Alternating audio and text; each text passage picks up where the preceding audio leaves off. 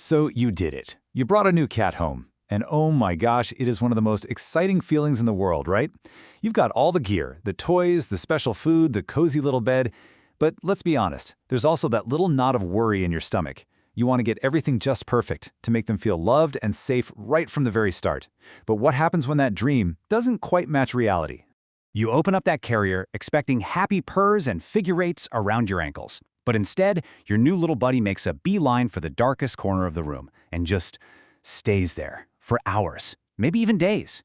Now, if this is happening to you, I want you to know it's a super common experience, but it can feel a little confusing, maybe even like a tiny bit of rejection. But listen, don't worry, you haven't done anything wrong. In fact, this is exactly where our story begins.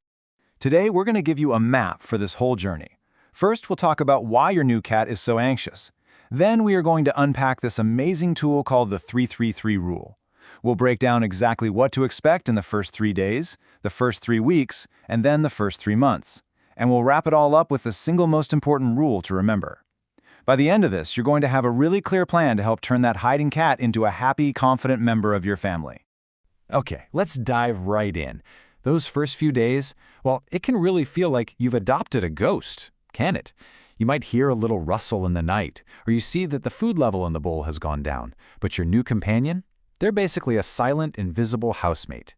But I promise you, this is not a personal rejection. It's pure ancient instinct at play. I want you to try and imagine this for a second. Imagine you were suddenly dropped into a completely alien world. You don't know the layout, you don't know the schedule, and you definitely don't know the intentions of the giant creatures walking around. Well, that is your cat's reality right now. Everything it knew, all the smells, the sounds, the daily routine, poof, it's gone. It's in a state of total sensory overload, and its little brain is just screaming, "Danger!" So when you see your new cat hiding, remember, it's not an insult to you, it's a survival strategy for them. So how in the world do we help them navigate this new place? Well, this is where this brilliant framework that's used by shelters and behaviorists all the time comes in. It's called the 3-3-3 rule, and I want you to think of it less like a strict rule and more like a compass to guide you through this adjustment period. At its heart, the 3-3-3 rule is just a simple way to remember what's going on. It's a tool to help you manage your own expectations and understand the emotional stages your cat is probably going to go through. It's just a framework that reminds you that building trust and comfort, well, it takes time, and it usually happens in some pretty predictable phases. And this slide, it lays out that journey perfectly. You see, the first 3 days are all about surviving the shock and just decompressing. The next 3 weeks, that's about cautious exploration and learning the new rules of the house. And those first 3 months, that's when they finally decide, okay, this place is truly home and you are truly my family. Each phase has its own set of behaviors and, just as importantly, a unique role for you to play. All right, let's really get into this first phase, decompression. We're talking about the first 72 hours. These are often the most stressful, not just for the cat, but for you too. This is where your patience gets tested right out of the gate. This picture just captures the cat's mindset so perfectly. It's not chilling out, it's on high alert, assessing threats.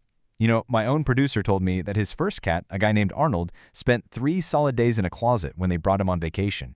It is totally, completely normal. Your cat's stress hormones are just through the roof, and its only goal is to find a safe, dark place to hide until the perceived danger passes. Think of this table as your cheat sheet for the first few days. On the left, you've got all the behaviors that might make you worry, right? The hiding, not eating, maybe even a little hissing. It is so important to understand that these are not signs of dislike, they are symptoms of fear. And your role over on the right is to be the antidote to that fear. You're not trying to be a playmate yet. Your only job is to be a calm, non-threatening presence that provides total security. So, here is your action plan. The sanctuary room is without a doubt the most important step. Don't just open the carrier into the whole house. That is way too overwhelming. Give them one small, quiet room where everything they need is easy to find. And cats feel safer up high, so a cat tree or even just a clear shelf can make a huge difference. Think of it this way. For the next 72 hours, your home isn't an adventure park, it's a quiet spa. Okay, so once you've made it through those first few days of decompression, you're going to start to see things shift. Let's move into phase 2, adaptation. This is where your cat's brain switches from survive mode to observe mode, and you finally get to meet the real cat you adopted. After a few days, those stress hormones, the cortisol levels, they actually start to drop. The constant threat alert begins to turn off, and a brand new feeling starts to bubble up: curiosity. This is when they might start exploring, and they'll often do it at night when the house is quiet and feels safer. This is the very beginning of them accepting that this new place might actually be okay. Now, as you can see, your role changes in a big way here. As they start to explore, you shift from just being a passive guardian of safety to being an active builder of trust. Cats are creatures of habit. They absolutely thrive on predictability. A stable routine for meals and playtime is like a promise to them that this new world is reliable and safe. This is also when you introduce the magic of positive reinforcement. Every treat, every gentle word, every successful little play session tells them one thing: hey, good things happen when this human is around. So the most important thing on this to-do list is consistency. Fixed meal times are huge for them. Short play sessions, maybe 10-15 minutes with a wand toy, are fantastic because they let the cat play with you from a safe distance. And this last point, this is non-negotiable. Never, ever punish a cat for scratching the sofa or jumping on the counter. In their mind, that's not them being bad. It's them trying to make this strange place feel like their own territory by spreading their scent. Your job is to gently redirect that instinct to a scratching post, not to punish the instinct itself. And that brings us to the final phase of our timeline: integration. This, my friends, is the payoff. This is when your new cat stops being a visitor in your house and truly becomes a member of the family. This right here, this is the goal. A cat that's relaxed, confident, and playful. When they start sleeping out in the open, maybe even belly up, that is the ultimate sign of trust. It means they feel so incredibly secure that they can be completely vulnerable around you.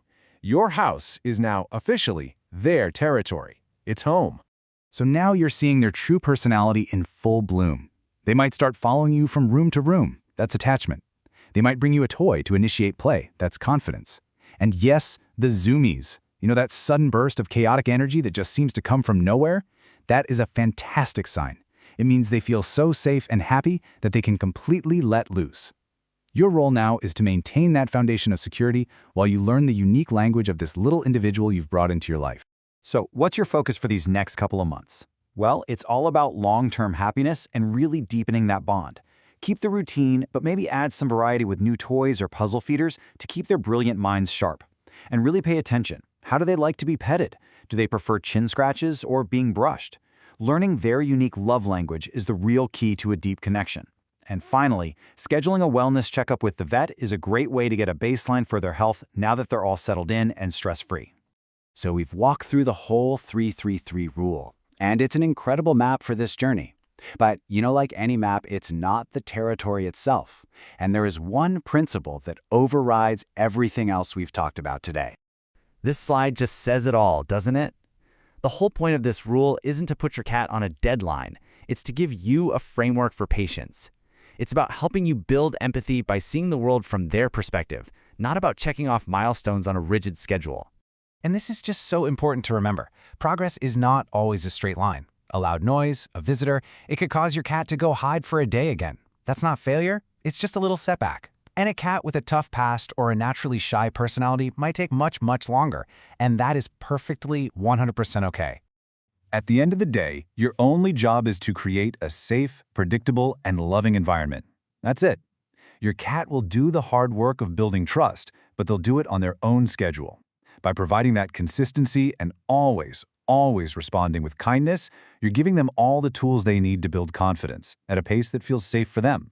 You see, adopting a cat isn't about getting a finished product. It's about starting a relationship. The 333 rule is your guide, but your patience and your love, that's your fuel. It is an incredible journey, and now you are totally equipped to make it a beautiful one for both of you.